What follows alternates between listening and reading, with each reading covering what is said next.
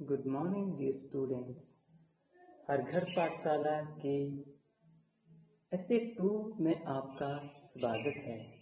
बच्चों, ऐसे 1 की परीक्षाएं आपकी समाप्त हो चुकी हैं और अब हम अपने पाठ्यक्रम को आगे बढ़ाएंगे तथा अगली परीक्षा की जो है वो तैयारी करेंगे।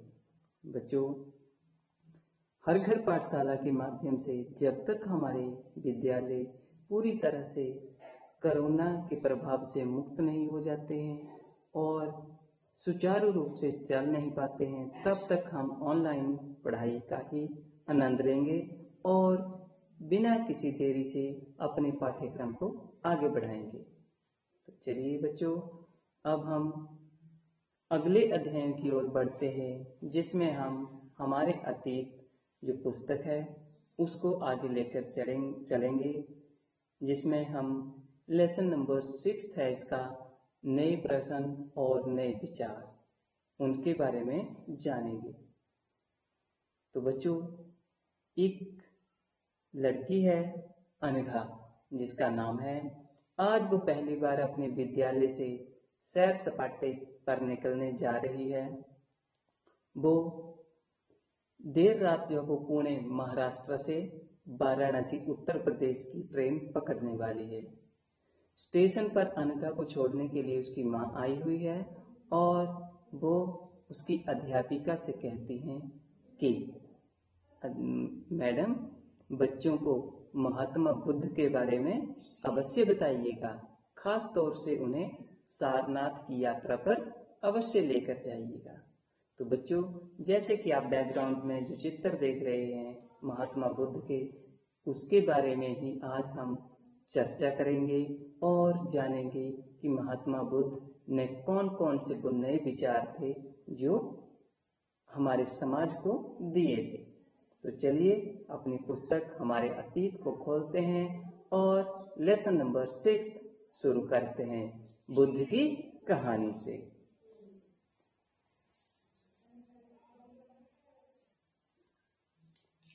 तो चलिए बच्चों, आपने पुस्तक खोल ली है और हम जानेंगे नए प्रश्न और नए विचार। जो लेसन है उसमें कहानी दी गई है बुद्ध की। महात्मा बुद्ध जो थे वो बौद्ध धर्म के संस्थापक थे और उन्हें गौतम या गौतम बुद्ध के नाम से भी जाना जाता था। और उनके द्वारा स्थापित किया गया जो बौद्ध धर्म है वो आज भी देश विदेशों में अपने विचारों को, अपनी शिक्षाओं को फैला रहा है और देश दुनिया में अपना ज्ञान बखान कर रहा है।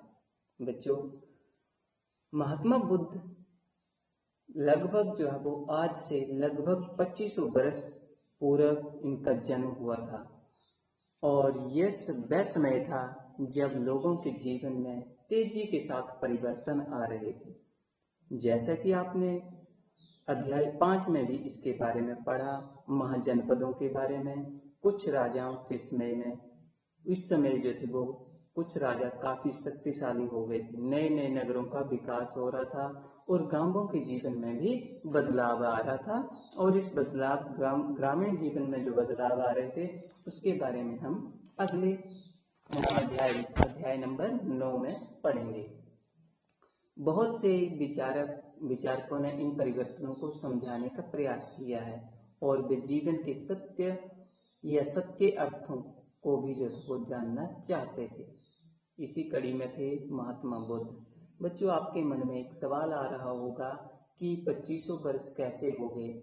अभी तो 2021 ही चला है, 2000 ही चला है, तो ये 2500 या 2500 वर्ष कैसे हो गए?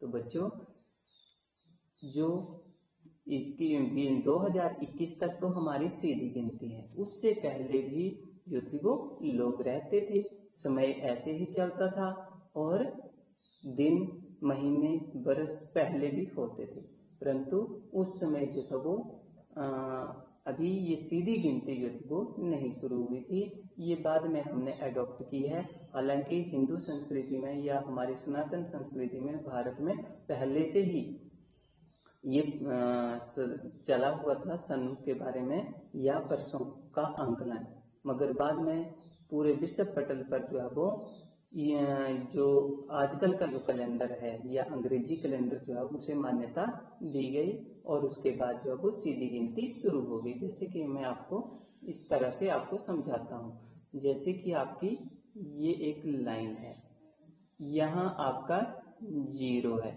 इसके आगे 1 2 3 करके ऐसे आज हम कहाँ पहुंच गए हैं 2021 में।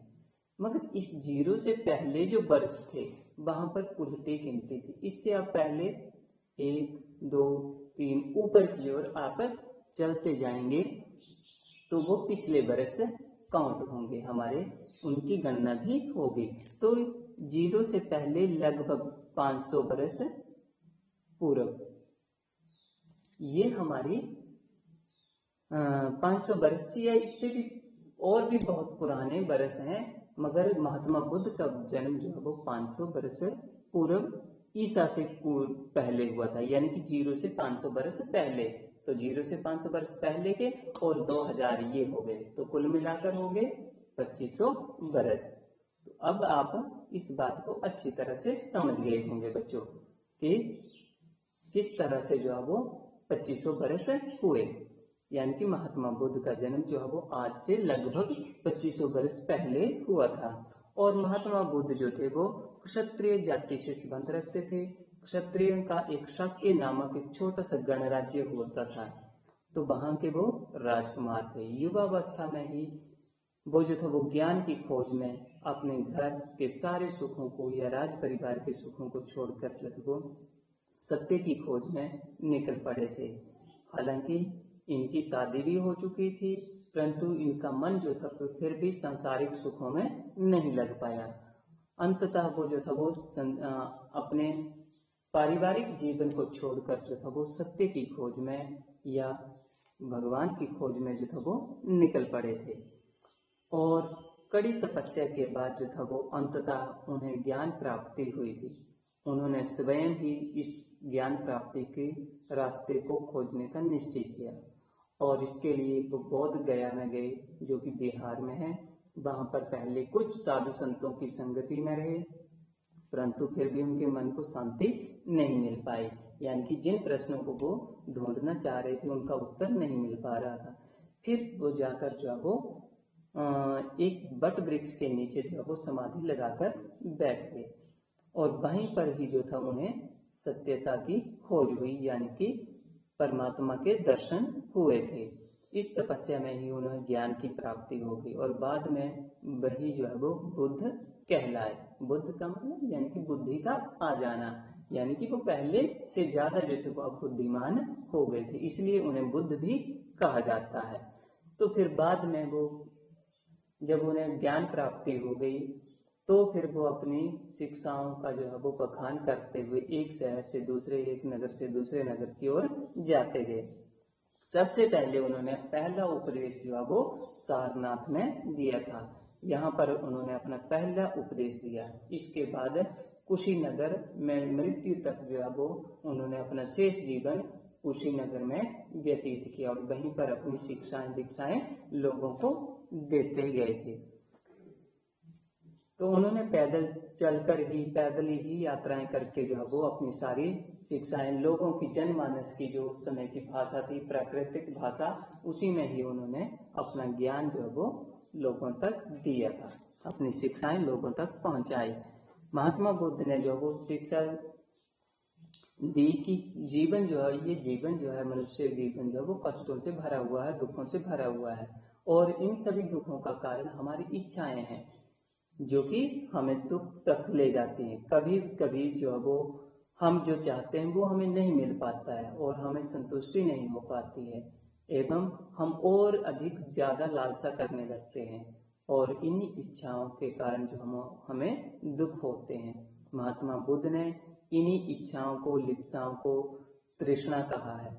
महात्मा बुद्ध की शिक्षा ने शिक्षा दी है कि आत्म संयम पाकर ही हम जो है वो इस ऐसी लालसा से मुक्ति प्राप्त कर सकते हैं। अगर हम अपनी इच्छाओं का त्याग कर देंगे तो हम जो वो किसी भी प्रकार के कष्टों में नहीं फंसेंगे। तो इस तरह से महात्मा बुद्ध ने आत्म संयम रख के जो है वो इन दुखों पर पार पाने का संदेश दिया है। उन्होंने लोगों को जो है वो दयालु होने तथा मनुष्यों के साथ साथ जानवरों के प्रति भी एक आदर पूर्वक व्यवहार करने का संदेश दिया है। वो कहते थे कि हमारे कर्मों के परिणाम ही जो है वो हमारी आगे के जीवन को जो है निर्धारित करते हैं। हम चाहें तो अच्छे या बुरे कर्म कर सकते हैं और यही हमारे वर्तमान जीवन के साथ साथ आगे के जीवन को भी प्रभावित करते हैं। महात्मा बुद्ध ने अपनी शिक्षा जो है वो सामान्य भाषा यानी कि प्राकृतिक भाषा में ही दी है और वे सामान्य लोगों इससे जो है वो जनमानस या साधारण से साधारण मनुष्य भी इन शिक्षाओं को, इन संदेशों को अच्छी तरह से समझ सके। बच्चों, आपने पिछले लेसन में जो है वो वेदों के बारे में पढ़ा। आपको याद होगा कि वेदों में कौन सी भाषा का उपयोग किया गया था। आज भी जो है वो वेदों को या अन्य प्राचीन ग्रंथों को हम संस्कृत भाषा में ही पढ़ते हैं, तो वेद भी हमारे संस्कृत भाषा में ही लिखे गए हैं, जो कि आम जनमानस की भाषा से थोड़ी कठिन भी है और अलग भी थी। तो इन्हें समझना जो है वो थोड़ा मुश्किल है। इसके लिए हमें अपने पंडित पुरोहितों या ब्राह्मणों की सहायता लेनी पड़ती है। महात्मा बुद्ध ने कहा कि लोग किसी भी शिक्षा को केवल इसलिए स्वीकार नहीं कर पाते हैं क्योंकि वो उसे एक उपदेश मानते हैं, बल्कि वे अपने विवेक से उसे मापें और फिर उसे अपनाएं, तो फिर वो उसे अपने जीवन में अच्छी तरह से उतार सकते हैं।